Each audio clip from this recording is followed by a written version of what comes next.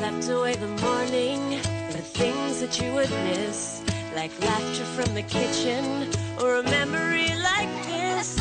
Taburkan mesa seres, taburkan cinta. Pria ini dipenjara selama 37 tahun gara-gara gigi, tapi ternyata dia terbukti tidak bersalah. Dia dimasukkan ke dalam penjara saat usianya masih 18 tahun dan baru diketahui bahwa dia tidak bersalah setelah usianya 56 tahun. Jadi ceritanya, saat itu ditemukan wanita tanpa nyawa. Pria ini alias Robert dituduh sebagai pelaku penghilangan nyawa wanita itu. Polisi saat itu hanya menggunakan bukti gigi untuk menangkap si Robert. Singkat cerita, Robert dijatuhi hukuman mati. Tapi sebelum dihukum, ia dipenjara terlebih dahulu. Untungnya saat berada di penjara, aturan itu berubah. Dia tidak jadi dihukum mati dan hanya dipenjara seumur hidup. Mau tidak mau, Robert harus menjalani kehidupannya di penjara dengan sangat menyedihkan. Setelah 37 tahun berlalu, barulah ditemukan bukti bahwa Robert bukanlah pelakunya. Banyak orang kemudian memaksa pihak kepolisian untuk membebaskan Robert. Bisa kita lihat, ia begitu sedih karena kehilangan waktu berharganya bersama keluarganya. Untungnya, pihak terkait mau ganti rugi dan memberikan Robert sejumlah uang. Berapa? Ya tonton aja lah kisah lengkapnya di situ, biar kita bisa cerita lebih jelas.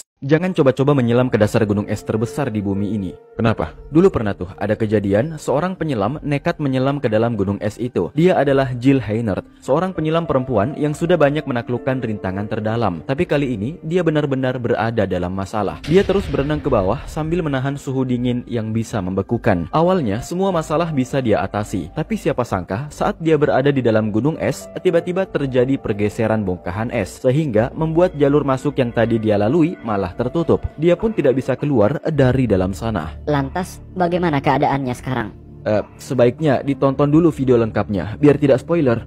Kalau udah, kita lanjut. Nah, siapa sangka di saat Jill berada dalam kesulitan, dia mendapatkan sebuah keajaiban. Walaupun mustahil, tapi sepertinya ada keberuntungan yang menuntunnya keluar dari sana. Kejadian itu pun menjadi pengalaman berharga bagi dia dan bagi orang lain. Putar dulu intronya.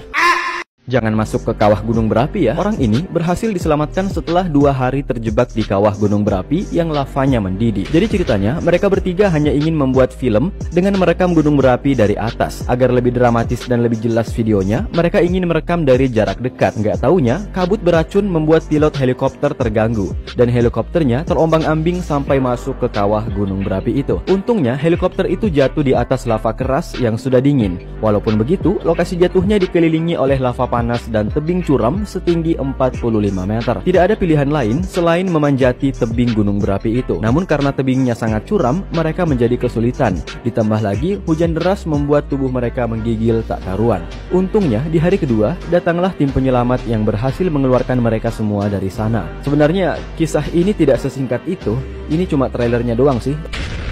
Tonton di video panjangnya lah kalau apa itu. Jangan gue terus dan. Bayangkan jika kamu disuruh lomba renang di sungai bekas pembuangan limbah. Ya siapa yang nggak huwe-huwe. Kenapa banyak orang yang mengatakan Olimpiade kali ini di Paris merupakan yang terburuk sepanjang masa? Ya ternyata banyak alasannya. Ada beberapa kontroversi yang terjadi di sana. Mulai dari pembukaannya yang menampilkan adegan yang tidak seharusnya ditampilkan seperti itu, sampai sungai yang digunakan untuk lomba ternyata adalah sungai bekas pembuangan limbah. Seorang atlet renang asal Kanada langsung mual-mual setelah berenang. Ternyata sistem pembuangan limbah di kota itu dulunya terhubung ke sungai, sehingga dan limbah-limbah lainnya tercampur aduk di sungai. Tidak sampai di situ, dulunya sungai ini juga menjadi tempat pembuangan sampah. Nggak kebayangkan gimana baunya? Makanya pemerintah melarang warganya untuk berenang di situ pada tahun 1923. Ya emang siapa juga yang sanggup berenang di situ?